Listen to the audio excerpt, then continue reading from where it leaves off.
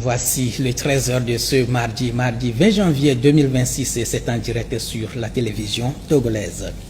13h que nous ouvrons avec ce communiqué du gouvernement.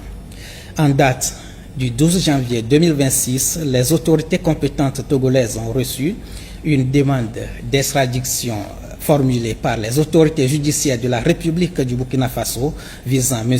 Damiba Paul-Henri Sandaogo, de nationalité burkinabé, poursuivi des faits de détournement criminel de deniers publics, enrichissement illicite criminel, corruption, incitation à la commission de délits et crimes, recel aggravé et blanchiment de capitaux. Les autorités compétentes togolaises, après examen de la régularité de la requête susdite, y ont donné telle suite que de droit. Conformément à la procédure en matière d'extradition au Togo, M.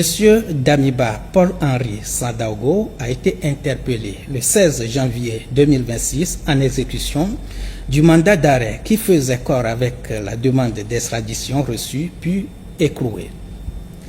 La chambre d'instruction de la Cour d'appel de Lomé a ensuite été saisie du dossier.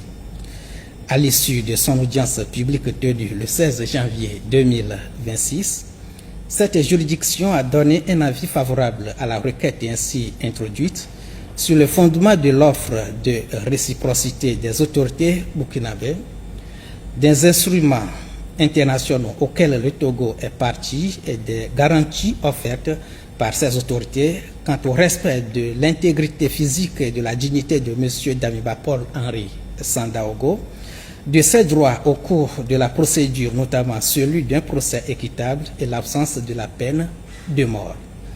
Après cet avis favorable de la Chambre d'instruction, M.